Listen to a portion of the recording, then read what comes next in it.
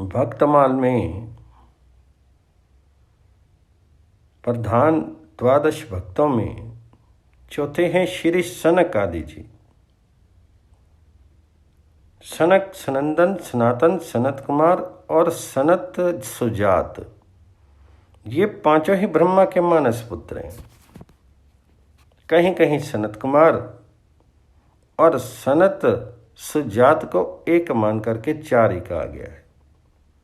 कहते हैं कि जब ब्रह्मा से 5 पर्वों वाली अविद्या दूर होगी तब ब्रह्मा ने अपनी शक्ति के साथ निर्मल अंतःकरण होकर के इनकी सृष्टि की।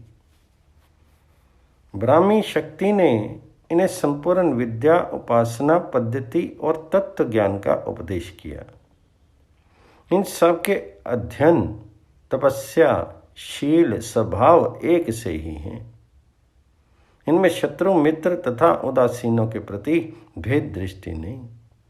सदा 5 वर्ष की अवस्था वाले बालकों की भांति ही ये विचरते रहते हैं। संसार के द्वंद्व इनका स्पर्श नहीं कर पाते। रात दिन भगवान श्री कृष्ण के नाम का जप किया करते हैं। हरि शरण। मंत्र तो इनके सांस उच्छ्वास के साथ साथ चलता रहता है। इसी से ये सदा बाल रूप रहते हैं। इन्हें भगवान जी की लीला शुद्ध पान करने में इतना आनंद आता है कि प्रायः शेष नाग के पास जाकर के पूछ पूछ करके उसका रस स्वादन करते रहते हैं। इनका एक क्षण भी भगवान जी के चिंतन बिना नहीं बीतता। ये सदा ब्रह्मानंद में मग्न रहते हैं। इनके उपदेशों में अनेकों व्यक्तियों का कल्याण साधन हुआ है। इन्होंने सुखदेव और भीष्म को आध्यात्मिक विद्या का सदुपदेश प्रदान किया है। महाराज पृथु ने, जो कि भगवान जी के एक अंश अवतार हैं, इनसे ही भागवत सद उपदेश ग्रहण किया है। इन्होंने प्रलय के कारण पहले कल्प के भूले हुए ज्ञान का ऋषियों के प्रति उपदेश किया। महाभारत में सनत सुजात मुनि ने धृतराष्ट्र को बहुत सुंदर उपदेश दिए हैं। उद्योग पर्व का एक महत्वपूर्ण और ही सनत सुजातीय के नाम से प्रसिद्ध है। इस सनत सुजातीय पर भगवान श्री शंकराचार्य कृत एक संस्कृत भाष्य भी है।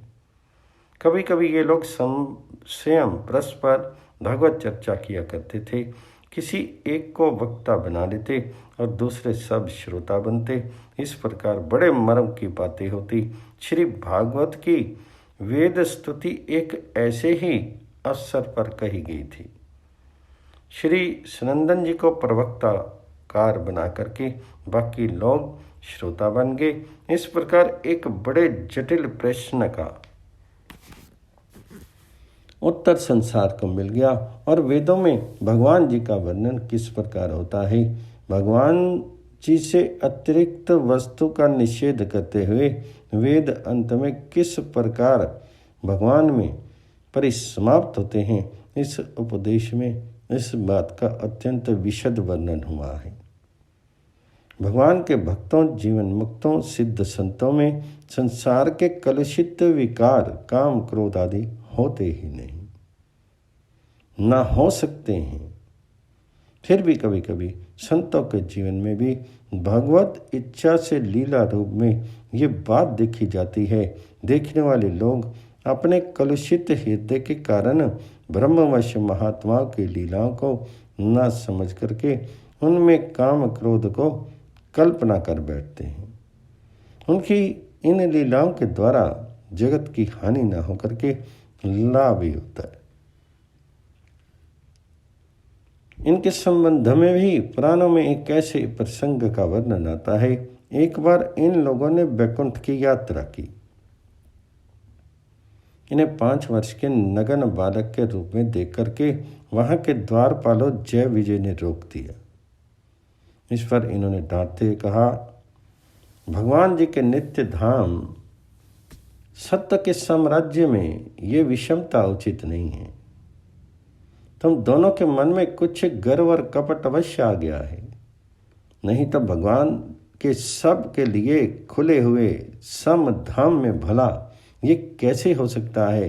तुम हम पर शंका कर रही हो। इस एक रस धाम में तुम दोनों ने पेट के कारण होने वाले संसारिक भेदभाव को स्थान दिया है, इसलिए शीघ्र यहां से गिर जाओ। यद्यपि संतों में इस प्रकार का आवेश होना असंभव है, फिर भी भगवान जी की ऐसी ही इच्छा थी। वे इन्हीं मुनियों को निमित्त बना करके जगत में आना चाहते थे। कहाँ तो उनका स्थान और दर्शन इन मुनियों के लिए भी अगम्य था, और कहाँ वे बंदर भालू आदि के लिए भी सुलभ हो गई। भगवान गांव के ग्वालों के बीच तक में आए, इन मुनियों को निमित्त बना करके अपने को सुलभ कर दिया। भगवान जी ने स्वयं आकर के इनकी स्तुति की, ब्राह्मणों की महिमा गाई, प्रसन्नता प्रकट की। तब इन्होंने मुक्त स्वर से कहा, प्रभु हमें तो उचित अनुचित कुछ जान नहीं पड़ता। इस अपराध के बदले आपकी जो इच्छा हो वही दंड दे दो, हमें सहज सभी शिरोधार्य है। भगवान जी ने मुस्कुराते कहा, तुम्हारा कोई दोष नहीं, ये तो मेरी ही इच्छा थी, मैंने पहले ही सोच रखा था। भगवान की प्रेम भरी गंभीर वाणी सुन करके सब के सब भगवान की प्रदक्षिणा नमस्कार करके आज्ञा पा करके उनके गुण गाते हुए स्वच्छंद विचरण करने लगे।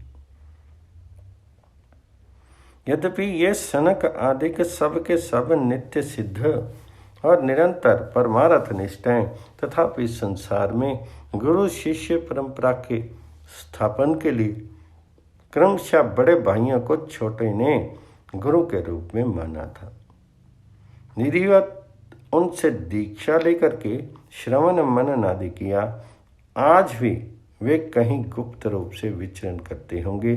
संभव है कहीं हमारे पास ही हों, परंतु हमारा ऐसा सौभाग्य कहाँ है कि उनके दर्शन से अपना जन्म सफल कर सके। उनकी कृपा ही वांछनीय है।